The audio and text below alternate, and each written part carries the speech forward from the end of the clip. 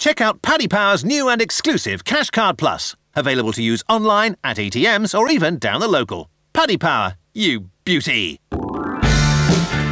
Hello there, a warm welcome along to the Racing Post Weekend Postcast with me, Bruce Millington, and also Paul Keeley and David Jennings, my Racing Post colleagues. Plus on the line we've got Frank Hickey from Paddy Power. There's all sorts of flat action going on all over the place. We've got classic racing at the Curragh with the Irish 2000 Guineas on Saturday and the 1000 on Sunday.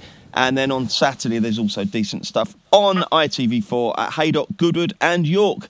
We will be right across all those, plus any other good things the lads have at the other meetings. So we'll start with a little look back to Thursday. Great meeting as ever at Sandown Park. Always a very, very popular one. And the weather was absolutely gorgeous. Kills, I think you went, didn't you? No, mate, I didn't actually. I was far too hungover after the leaving do on Wednesday. So it was an evening meeting. Yeah, I know. I didn't get home till 5 o'clock in the morning, did I? So I sort of gave it a swerve. I did watch the racing though. Oh, well, that was big of you. What a trooper you are. Big Orange obviously stole the show, ran very well indeed, made all and absolutely bolted up. And what has that done, Frank, to his chances or his odds of winning the Ascot Gold Cup and I suppose looking further ahead the Melbourne Cup this year? Well, we cut him to 10-1 for the Ascot Gold Cup from 20-1 and he is 40-1 for the Melbourne Gold Cup. Sounds decent, doesn't it? 40s. Anyone's interested? The big O. What did you make of him, Kills? Decent, wasn't it? Yeah, it was an excellent performance. I mean, in all honesty, he was entitled to win like that, but he's just one of those, lovely old stayers who just puts his head down and keeps on galloping, and he's really, really tough and genuine.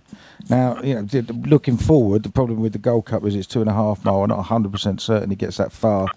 And for the Melbourne Cup, you'd imagine, he's not going to hide anything from the Australian handicapper, is he? No, absolutely not. I forgot, we're not filming it this week. I keep looking into the camera and nodding. I must stop doing that.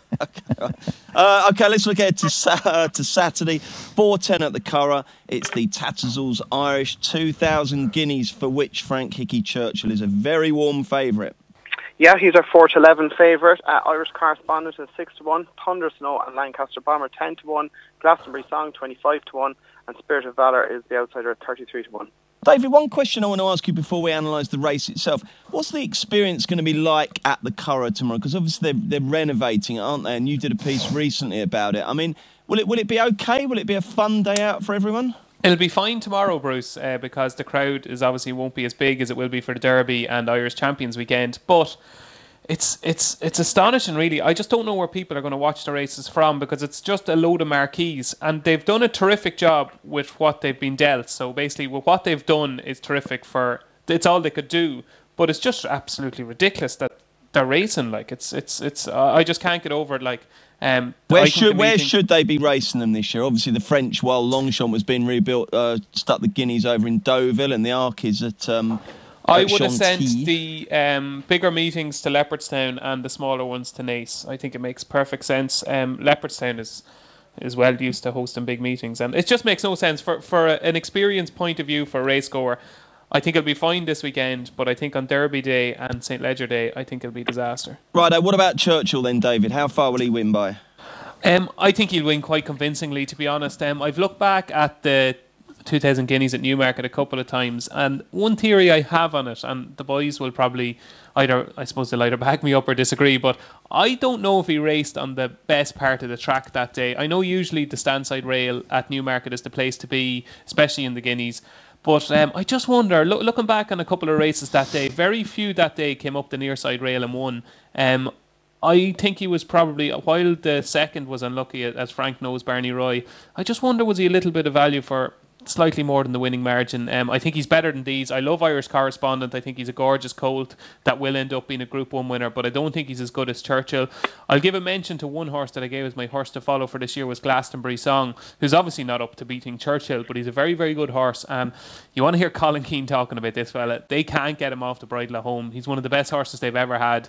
He's 40-1. He's not good enough to win this. Look, he's not. But I wouldn't be surprised if he finished third.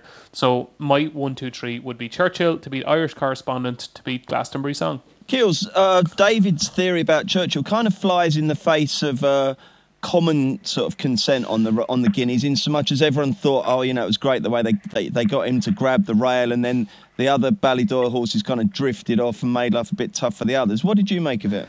Yeah, I thought he won fairly convincingly. I think you can make excuses for the two behind him. I mean, Barney Roy nearly fell at one point. I mean, he just really didn't handle the track at all, and Alwo Kerr was given far too much to do. But at the end of the day, Lancaster Bomber has always done just what he's needed to do to win, and he probably did do it with a bit in hand. I don't think there was any real difference in where they raced, to be honest, though. Okay, so do you have a betting strategy for this race? No, not really. I mean, I think Churchill will win. If I was betting without, I don't see what's wrong with Lancaster Bomber. He keeps running big races. He's got far better form than a couple of those that are shorter than him, or sorry, the only one that is shorter than the Irish correspondent, who needs to improve at a stone just to finish second.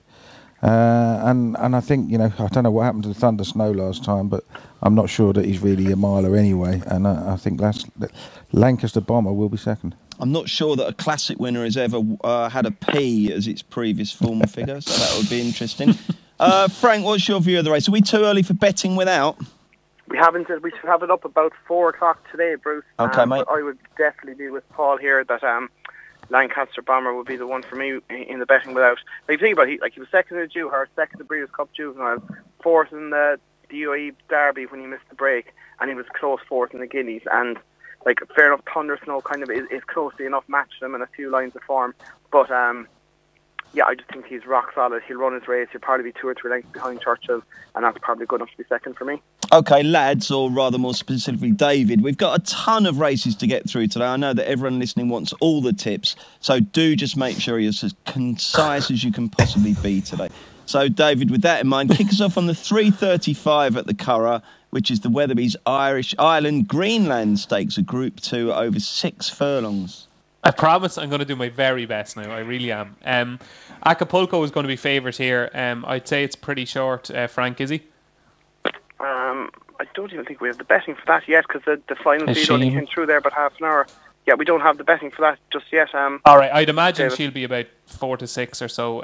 But I wouldn't be one for steaming into her at a short price over 6. She was quite good on her first start for Aidan O'Brien, but it's not a bad race. I'm interested to see Blue de Vega in a sprint. He looked like he didn't stay last time. Travelled really, really well.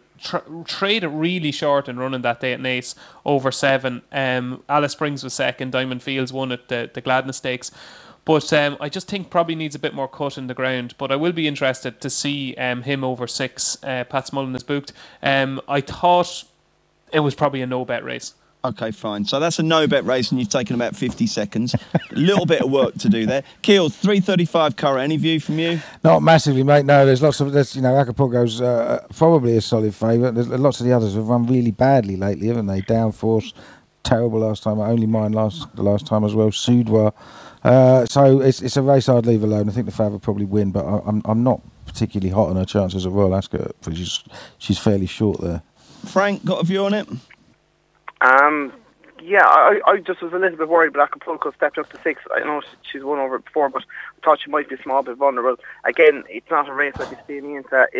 If I was going to have a bet, I might chance Swedwa. I know it disappointed York. They probably went off a bit hard that day. He was up with the pace, and anything that ran with the pace collapsed really, and they finished down the field.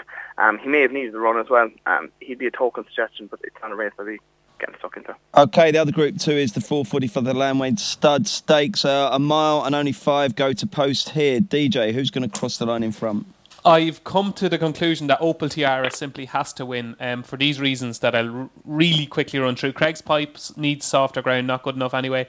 Ramonda's only rated 104, so it's got £7 to find with Opal Tiara. Turrocks won last time and is obviously my guilty pleasure. I love her, but she needed every inch of the mile 2 to win, and she is better on this type of ground, so it'll be quicker ground, so she certainly would have a chance if it was a mile 2, but I don't know if she's enough natural speed over a mile. And Zetz is only rated 96, so it looks a 2-horse race between Opal Tiara and Raymonda. And Opal Tiara on the ground, I thought that was a real good run behind Sovereign Death in the Bet365 mile at Sandown, and by process of elimination I think Opal Tiara has to win. Paul Keeley. You can't help yourself, Dave, can you? Can he? There were loads of points. You could have exited that super highway there, but you just carried on, didn't you? Come on. I can't argue with anything he said, so there you go, there's a nice short one. Opal Tiara for you then. Frank? I think Raimondo might be able to do it. She won her first 2 starts last year, disappointing in the Brownstown Stakes, when she went off 4-5. Obviously had an issue because we didn't see her again for the rest of the year. I came back close second to Custom, caught the Amethyst Stakes, and Wells weren't really firing at the time. They're starting to come into a bit of form. I think she might be able to pick this up. OK, we'll have a look at the UK stuff in just a moment. But first, a little reminder that every week, every Monday with Maddie and every Thursday with the Football Postcast, we give listeners and viewers the chance to win a £25 or €25 free bet, courtesy of our sponsors, Paddy Power. And last Monday's winner was Adam Clark from Bristol. Well done, Adam. A free £25 bet has been deposited into your Paddy Power account. Join Maddie again on Monday for another chance to win. Introducing Paddy Power's Hot Trot Jackpot, their new free-to-enter horse racing competition. Every Saturday, pick 5 horses in a free Lucky 31 bet for your chance to win the guaranteed £10,000 jackpot. T&Cs apply. 18+. BeGambleAware.org. OK, let's look at Haydock next, and the highlight of their card is at 4:05. It's the Armstrong Aggregates Temple Stakes Group 2. Over 5 furlongs, ultra-competitive race this. Frank Hickey, how do Paddy Power bet?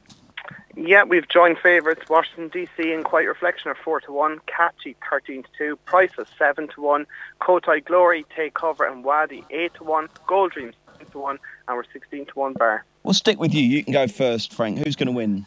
Well, I'd be very worried for Quiet Reflection on the good ground, with the fast ground, unless the rain gets there. I know there's some heavy showers forecast, but at the moment she probably wouldn't run if the ground stayed as it is. Washington DC is probably the most solid option, but I'm willing to take a chance on Kotai Glory. When he's good, he's very good. When he's bad, he's very bad. But last year he ran the Palace House Stakes and was disappointing on his season reappearance, and finished second in the listed race here at Haydock next time. And this year he's kind of following the same path. He ran disappointingly enough in Newmarket, but probably needed it. And if he could repeat that form, or even his second in the King's Stand when narrowly beaten by Profitable, I think he'd take a bit of beating. He's a fair price. He's 10-1, and I'll have a play each way on that.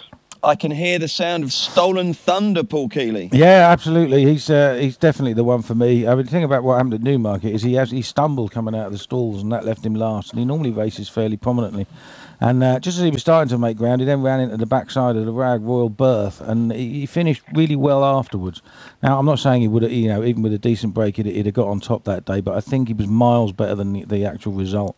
And I do think he's interesting, and I like the fact that he put Gavin Lorena. I mean, he's really, really good, this South African jockey. He's already bagged a couple of winners at Newmarket the other week, and I think he's going to make a real name for himself over here. And I think that Kotai Glory will go really well. I echo the worries about Quiet Reflection, although there is rain forecast. My latest is saying there could be 5 or 6 mil before racing on watered ground, so we don't know what it's going to be like. I can't have Washington DC. He just doesn't win group races, does he? I don't know. I was trying to look at the weather. Sorry, I got distracted. OK, fair enough. David Jennings, what do you think?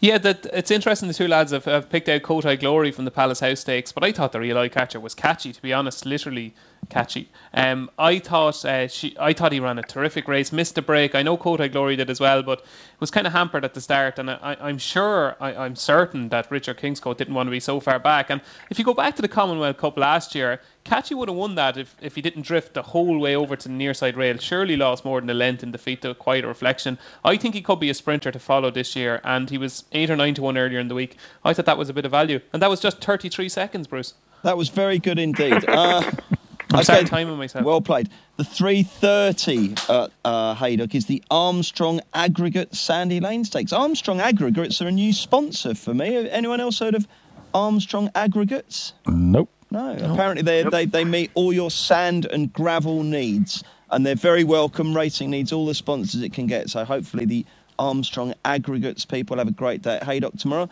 This is a 6 furlong race. There's 7 runners. Have we got any betting yet, Frankie?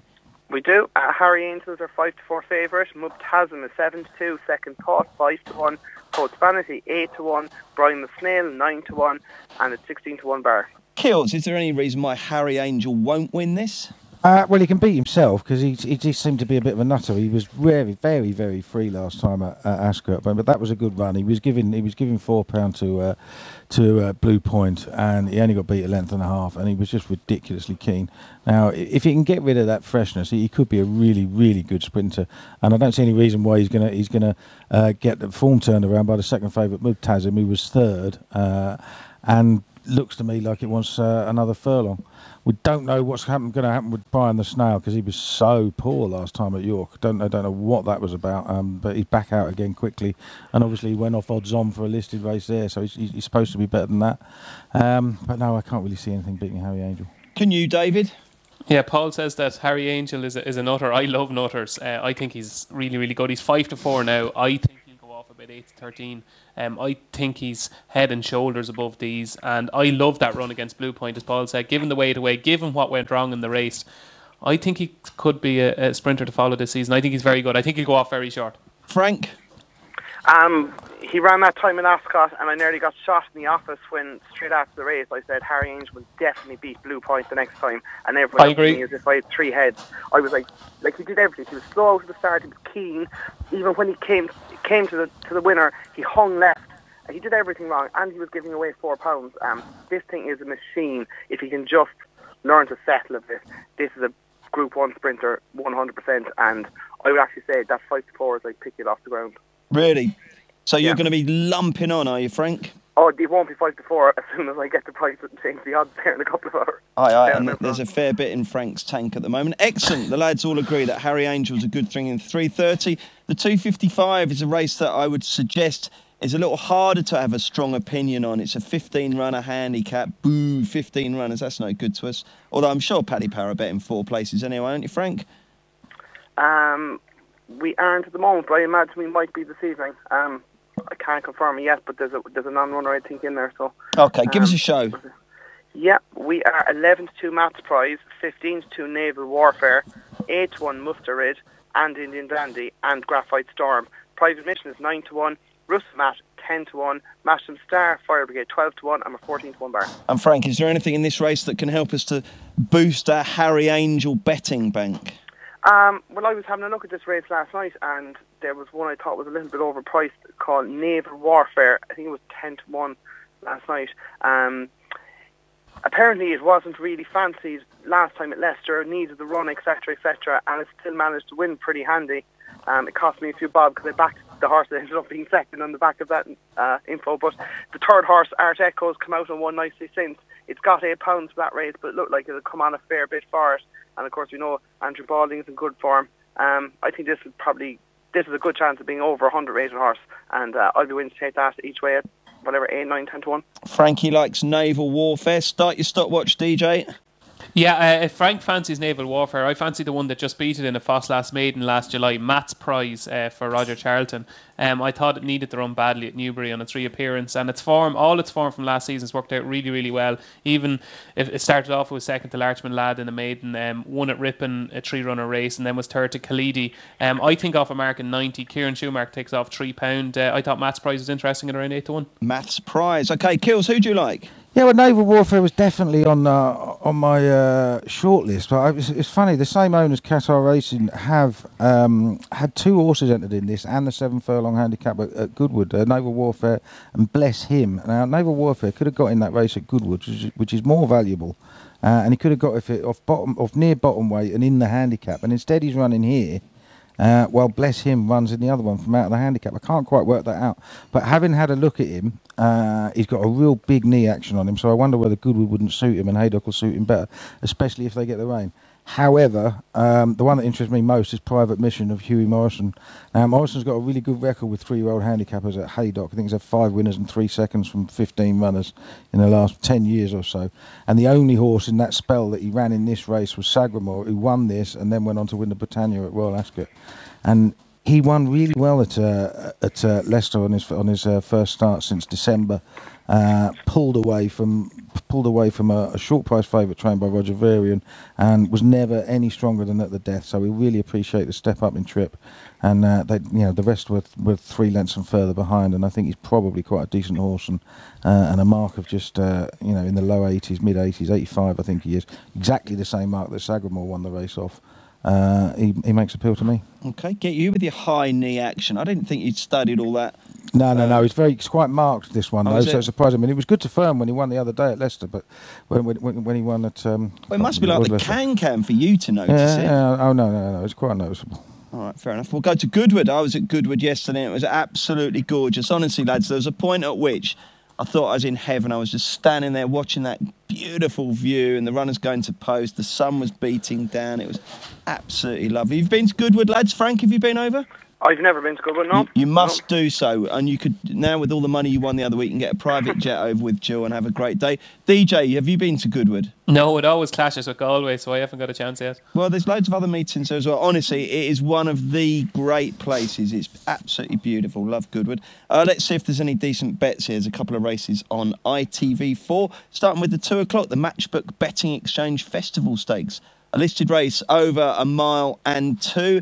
Again, 7 runners each way. Punters are getting it tough tomorrow. How'd you bet, Frank Hickey? We joined favourites here as well. Abdon and Mount Logan are 11-4, Sparkplug 7-2, Tullia 6-1, Berkshire 8-1, and we're 14-1 bar. Some old favourites here, Kills. Who'd you like best?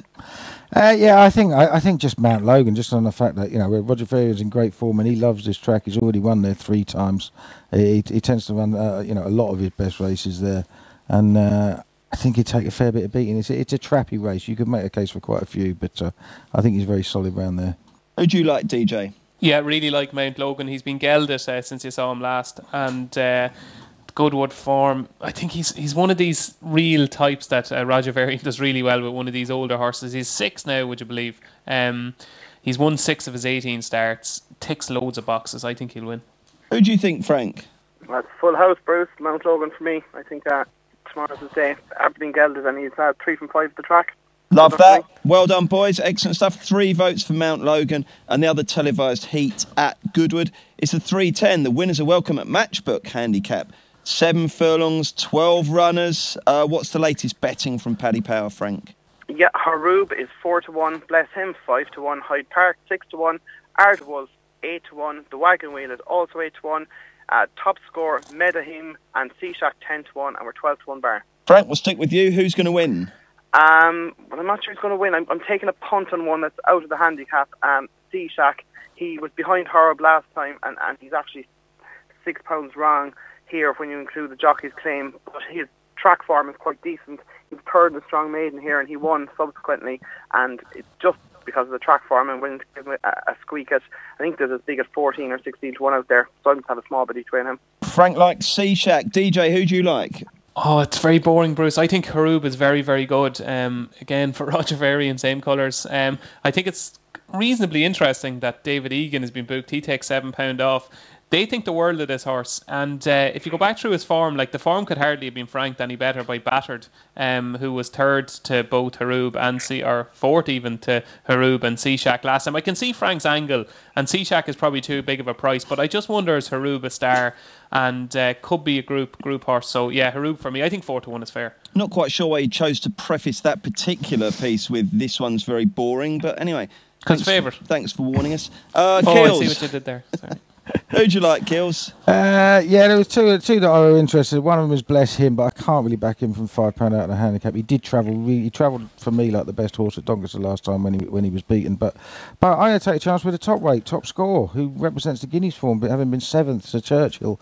He was only beaten 3 3/4 lengths, and I thought he was in there as a pacemaker, but he fell out of the stalls and they never attempted to get to the lead. So maybe he was running on his merits, but he actually finished really, really well in the race. And I think he's got a bit of class about him. And obviously there are jockeys all over the place because there's 4 good meetings on Saturday. And but Sabins has booked George Wood to take £5 off him, and I think he's got a class angle. And he was a very, very good 3rd in the Big Field Nursery here last year, so he does handle the track, and I can see him going well. Okay, the one negative about being at Goodwood yesterday was that you had to keep your necktie on, your top button on, done up, and your jacket. It was really sweltering. But the big news, if you're going to York tomorrow, is that you don't need a jacket because the forecast is it's going to be absolutely boiling. So that will be a real bonus if you're off to York. Fantastic racecourse. And really, all the good venues are in action tomorrow. And there's a couple of races there on the box. Starting with the 240, it's the weddingmates.co.uk Grand Cup Stakes listed race over 1 mile and 6. 14 runners. Hot favourite Frontiersman. Yes, Frank? Yeah, he's 2-1. Di Harold is 11-2. Wall of Fire 13-2. Clever Cookie 8-1. Harrison 9-1. Kirby Enthusiasm is 10-1, and we're 12-1 bar. And after being unnecessarily cruel to David Jennings earlier, David, you can lead on here, mate. I don't think that's fair for me to lead on because this is Paul's baby all day long. He was waxing lyrical about Frontiersman before it won at Newmarket, and I hope he made a packet. I think this is fairly straightforward. I think Frontiersman will win again. Okay, Kills. Yeah, I am a big fan of Frontiersman, but having said that, he's 2-1 now, and he was 6-1 on the morning of that Newmarket race in a handicap. You know, giving only £3 to the runner-up. He was an exposed 6-year-old. This is a completely different kettle of fish, and while I think he'll probably win, it's not my sort of bet at 2-1. I'd like to draw your attention to Harrison. I thought he's very interesting. Mick Shannon was going on about him being almost as good as I've forgotten the name of the bloody horse now. The thing of it is that Yumzane, that's it, finished third in 3 arcs. I mean, he really thinks he's that good. He really did rate it last year. He mentioned it more than a couple of times, and of course he tried it. He was tried very highly. He ran in the Dante, he ran in group races at Newmarket and Goodwood, and he ran in the St Leger. And he ran to a fair level, but not so good. But he's been gelded, and he came out and he ran at Chelmsford in a 5-runner race the other day, and he beat San Michel, who's rated 112, and he beat him quite easily. And they went for home a long way out, almost half a mile out, and he was one of the first off it, and he just kept finding, and he didn't do that last year. And I just think he's quite interesting. He's gone, he won that race quite easily. He's gone up to a mark of 109, which puts him on the same mark as Frontiersman. And I think, he's got a Gold Cup entry. I think he might start fulfilling his potential this year, and he's probably a bit of each-way value against the Fav. Would you be slightly disappointed if you backed Harrison and the Fav bolted up, Kills? No, not really. I mean, I'll probably have a cover saver anyway to make sure I don't lose anything on the race. But I do think Harrison's the interesting one. Rightio, where's the Frank Hickey millions going? There won't be any millions on this race, that's for sure. I was going to take a chance on one at a bit of a price. Curragh Enthusiasm ran a decent race here last year in the Yorkshire Cup. He was beaten half a length, fast finishing half a length behind Clever Cookie. Now, he's been very, very hit and miss. He's been more miss than hit since. But he did win a decent enough race at Chelmsford, ran okay in a listed race at Kempton, went out to Maidan and kind of disappointed. But a lot of horses, when they come back to Maidan, can show a bit of improved form. And if he can get back to the form he showed last year, I think he'd be right in the mix here. Hopefully the rain won't hit York. The better ground will suit him, and I'd be willing to give him a squeak. I think he's 9 or 10-1. So yeah, that's curb your enthusiasm for Frank Hickey. Right, the other televised contest at York is the 350 and some mercy for each way punters. 19 have been declared in the Unibet Sprint Stakes. It's over 5 furlongs, but even with 4 places, it's still going to be difficult to make money on this one. It's wide open, isn't it, Frank? What's the latest? Yeah, East Street Review is 6-1, Outdo 7-1, Love on the Rock 9-1, Copper Knight 11-1, Poyle Billy, Hurricane Hurry, Line of Reason, Rashik and Mount Chiara 12-1, and we're 14-1 bar. Away you go, Kills. I think this one's fairly straightforward, to be honest. I think Outdo will win. He had a bit of an up and down year last year, but he dropped £10 in the ratings, and he came back and he was a really, really good eye catcher at Ripon at the end of April last time, when third to Intisab. All his best form was at York. He's won 2 decent handicaps off high mark. Well, no, one handicap, 1 listed race here when rated much higher, and he loves 5 furlongs. And as long as they don't get the rain, I think it'd be very hard to beat. Righty-ho. Kills very sweet on Outdo. Are you very sweet on anything, David? The 2 things I hate most in life are sprint handicaps and parsnips, and I think I hate sprint handicaps more, so I've absolutely no interest in this race. Okay, I'm with you on parsnips actually. Although horrible taste. I don't hate them quite as much as I used to. The courgette would be the vegetable I can't have. What would you rather have, Kills? A courgette or a parsnip? I'd rather have a parsnip than a courgette, but I'm not a great fan of either. But mushrooms is the big no for me. Well, they're just not food, are they? No, it's not. They're horrible. Just rubbish that hangs around in the forest. Can't understand why people spoil nice big steak pies by putting mushrooms in. What's all that about? I agree completely. It's become a 3-runner heat, Frank. Put these in order. Mushrooms, courgettes and parsnips. Mushrooms, courgettes, parsnips, in that order. What, favourite? Which way? As in, that's the order I'd like to eat them anyway. Okay, fair enough. Would you want me to price them up, is it? No, that's fine. 350. Who wins, Frank? East Street Review for me. I love this horse. I really love him. 6 furlong at Newmarket probably wouldn't have been his thing, and he still ran an absolute cracker to be beaten only 2.5 lengths behind Mr. Lupton and Eastern Impact. Returning to York, where he won a decent handicap last year, I remember thinking this fella can get up to over 100, particularly when he gets 5 furlongs decent ground at York, and tomorrow's the day. I am worried by Outdo all right, but with 4 places here, might even be 5, we'll see. He's an each bet to nothing. I think he'll definitely be in the 4, and I think he's a great chance of winning. Okay, a massive day of racing on Saturday. They're racing at Cartmel, they're racing at Chester, they're racing at Foss Lass, they're racing at Salisbury, as well as the meetings we looked at. So anything else that, chaps, that you think that listeners should know about that isn't your nap? Paul Keeley. Yeah, well, I think we missed one TV one, didn't we? 220 at Haydock, 2-mile handicap. Parliamentarian of Charlie Appleby's. Won his first 2 starts last year. Actually beat San Michel, and San Michel was rated in the 80s, and he's about £30 higher now. Didn't quite go on from that, but I like these Godolphin horses coming back from a break, and I think he'll take the beating. You know when a golfer misses a putt and he glares at his caddy? I've just done a little glare at Rob, the producer, because the running order didn't have that on there. To be honest, those running orders save my arse every week. So how did your golf day go? Right, who do you fancy in the 220? Comedy Central. Sectionals wise, David, we were very quick early on and very slow late on, unfortunately. Graham Wiley's team won it. He's one of the nicest people I've ever spoke to. Mate, I tell you what, I couldn't agree more. I'd never spoken to Graham Wiley before. What a lovely man. Absolutely, really, I had to nice. ring him up one day. Do you remember Gigginson took the horses, obviously, off Willie Mullen? So I was ringing around different owners. I was talking to Rich and talking to Graham Wiley. And I remember speaking to Graham Wiley. And do you know, sometimes after about 30 seconds, you know if somebody is decent. I'd never spoke to him before. Well, presumably it took you longer than 30 seconds to ask the question the way you go on. But anyway. Go on, that's the end of that. Go on. No, go on. So what happened? It was very pleasant because it's a nice story. Because you know the way you ring up and you're kind of going, oh, this is a horrible thing to do. Look, I know Gigginson are after taking the horse off Willie. I just wanted to have a quick chat with you just about your own string and are you happy with Willie and all this kind of thing. And it was like we were down the pub having a chat, and he's a lovely tone. He's a lovely manner about him. I couldn't speak highly enough of him. I agree with every word. David, it's your turn to tell us the horses that aren't your nap in the races we haven't covered that you think people should back. Yeah, in the 5 o'clock at York. Hang on a second, can you just tell me how many there are? Because I might have time to go to the toilet. 1. Okay, no, go on then.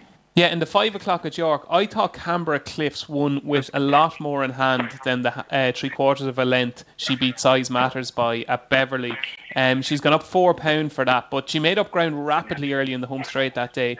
And I said to myself straight afterwards, I said, she's going to win again next time. So Canberra Cliffs in the 5 o'clock at York. Rightio, Frank, anything for you? I have a few, yeah. Chester 135, Musical Terms was fancy to win on debut at Newbury last time. It was beaten by 100 to 1 shot. But I think it can make amends in that race. The 340 Dark Intention was well backed at York last week. Shaped like a need of the run, showed up for a while. He's a very good record at Chester, winning the place in 2 runs. I think he can go well. In the 315 at York, Sean O'Casey made his debut for Michael Appleby last week at Yarmouth. He won very easily, and he's only £7 higher here, and Sylvester de Souza's on board. I think he'll take a last beating. And in the 420 Goodwood, taking a bit of a chance here, but this horse is a cliff horse to me, the Castleman. He got a very strange ride into the Chester Cup when he had a decent draw, and William Buick basically had him out the back from the start, which was strange at that track. But I think at his best, he's due to win one of these handicaps, and I'm going to have an each way betting him tomorrow, so I think he should be about 6 or 7 to 1. 4 horses there from Frank, and Frank obviously the king of the multiples, so you might want to stick them in a little lucky 15. Okay, chaps, it's nap time. This will not be beaten. David Jennings, who are you going to nap? I think Harry Angel will be too short, so I'm going to nap in the 4:45 at the Curragh Opal Tiara. Okay, Paul Keeley? Yeah, 340 York, Outdo. And Frank Hickey. I'm actually going to be a bit greedy this week, Bruce, if that's all right. I'm going to do a double. Chessman runs in the 5:40 at Haydock. He was very heavily backed at York last week before the ground went against him, which suggests a mark of 90 is very lenient. The race he ran in second last time behind Bacchus, I think the third, fourth, fifth and seventh all won. The race worked out tremendously well. I think he will win. He probably won't be much of a price, but if you double him up with Harry Angel, we'll get a few quid out of that. Harry Angel is 3:30 and Chessman the 5:40. Okay, great stuff. Thank you very much. We'll look at Sunday in just a mo. Introducing Paddy Power's Hot Trot Jackpot, their new free-to-enter horse racing competition. Every Saturday, pick 5 horses in a free Lucky 31 bet for your chance to win the guaranteed £10,000 jackpot. T&Cs apply. 18+ BeGambleAware.org. Hi there, Bruce Millington, Paul Keeley, David Jennings and Paddy Powers. Frank Hickey are looking ahead to a classic day of racing at the Curragh on Sunday. The 3:25 is the Tattersalls Irish 1,000 guineas, and Winter, presumably, Frank, is a very warm favourite. She is indeed. She's 4-5. Rihanna is 4-1. Hydrangea is 10-1. Anine 10-1. Banfassa 12-1. Intricately 14-1, and we're 20-1 bar. David Jennings, what's going to happen?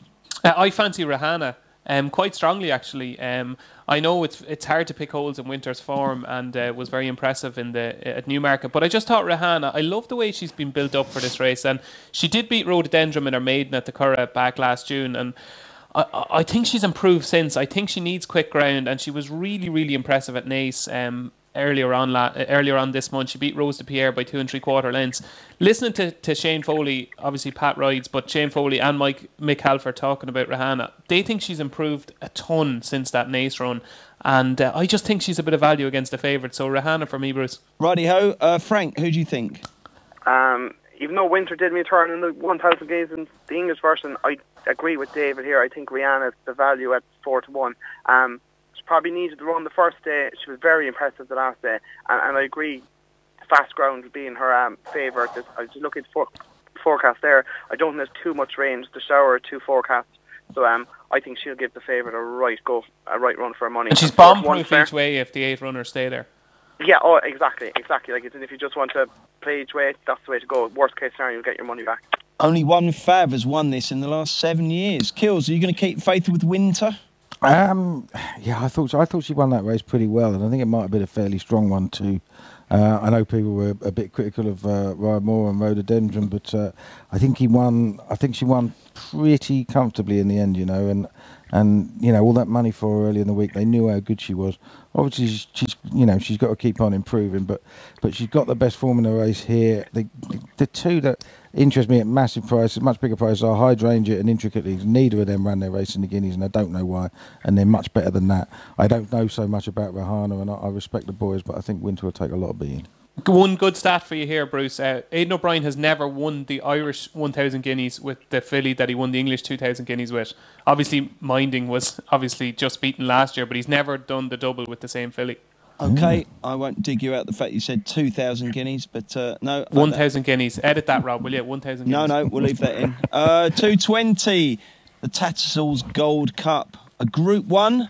Over 1.25 miles, and hopefully 8 runners here. They've all been declared. Will they stand the ground? We don't know.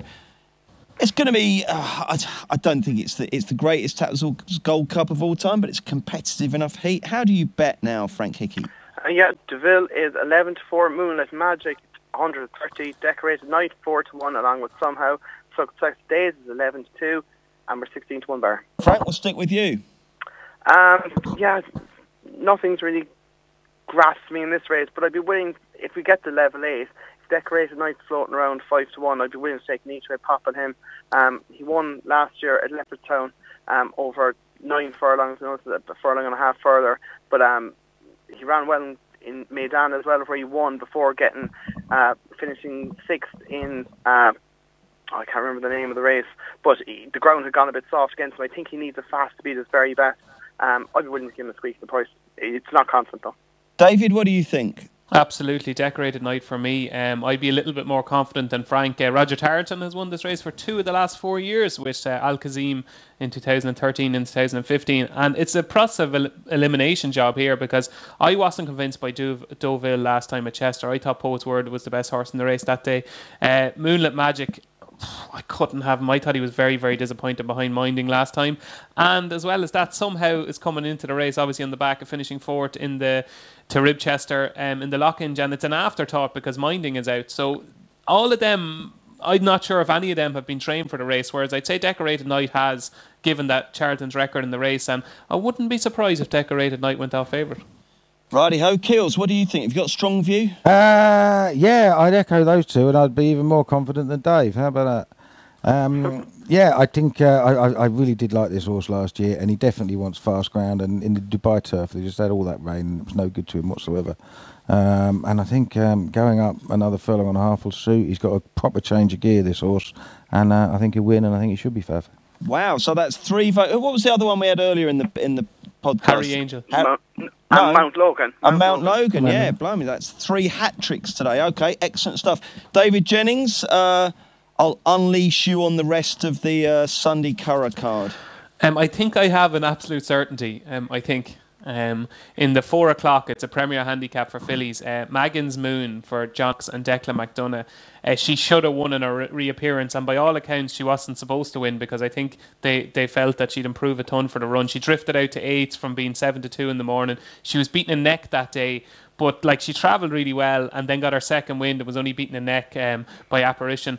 And only gone up £2 for that. She's a good filly. She has good back form. She was third to Azira. She was fourth to Winter in the Dundalk Maiden, and then she won her maiden at Dundalk.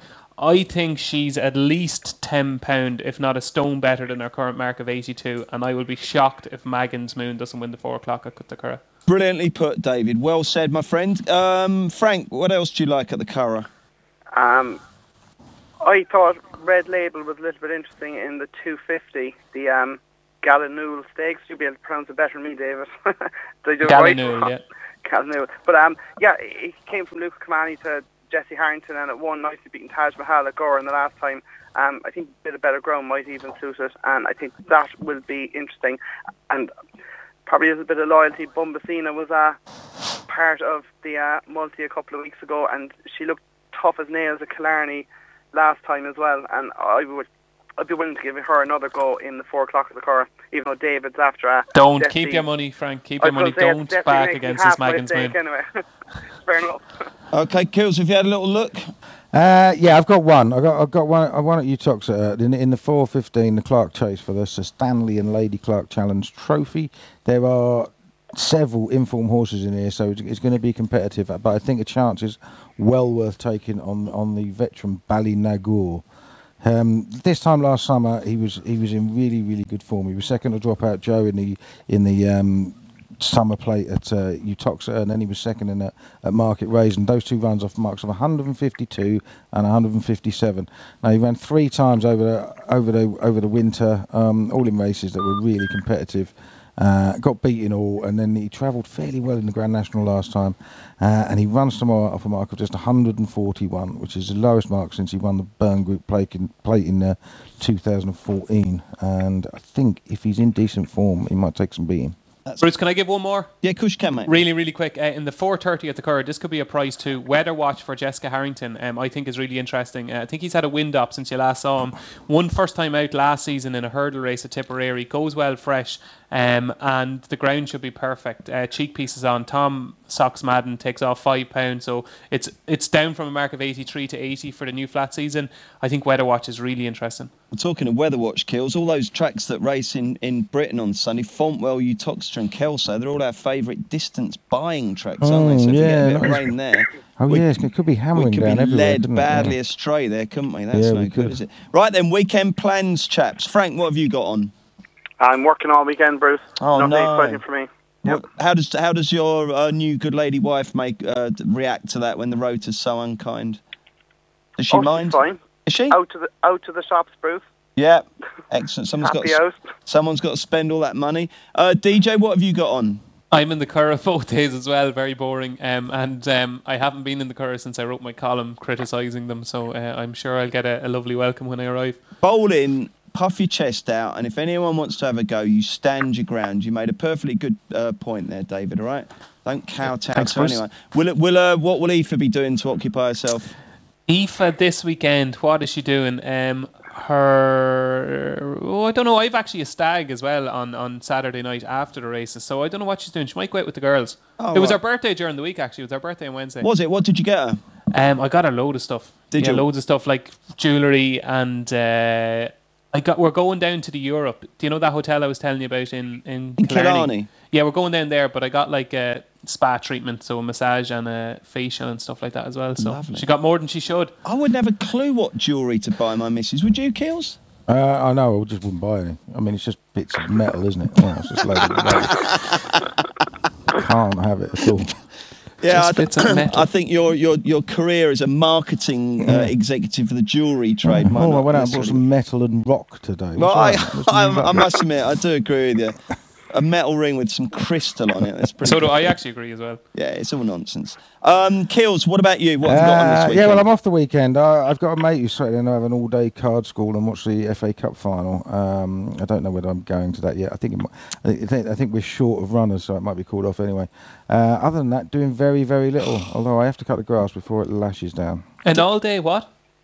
Card school. Is that just playing cards? Yeah. Yeah, it's not learning how to play cards.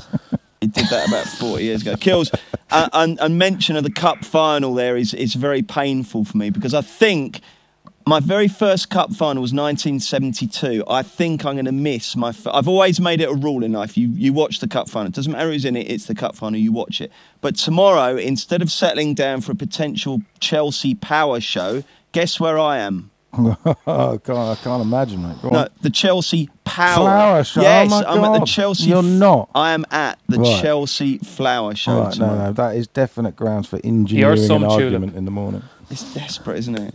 Absolutely desperate. I don't know what I'm going to do. I mean, you just stand around looking at flowers, don't you? I'd imagine so. Well, I'm obviously not asking you on the basis you might have been, but yeah. So that's. So think of me, lads, when you're enjoying yourself at work. Okay. Why did you get dragged there? The missus wants to go. She's always been on at me to go to the Chelsea Flower Show, so I thought I'd go this year, but never mind. Rob, have we got Maddie back? She hasn't got any GCSEs or anything, has she? So Maddie Player will be back in the hot seat on Monday when she'll be reviewing the weekend and also looking ahead to, obviously, the Derby. And we will be looking at the Derby and Oaks in much greater detail in next weekend's podcast, so do please join us for that. Paddy Power stream all UK and Irish racing live on your mobile, tablet or PC. Unlike some other high street bookies, Paddy Power, you beauty!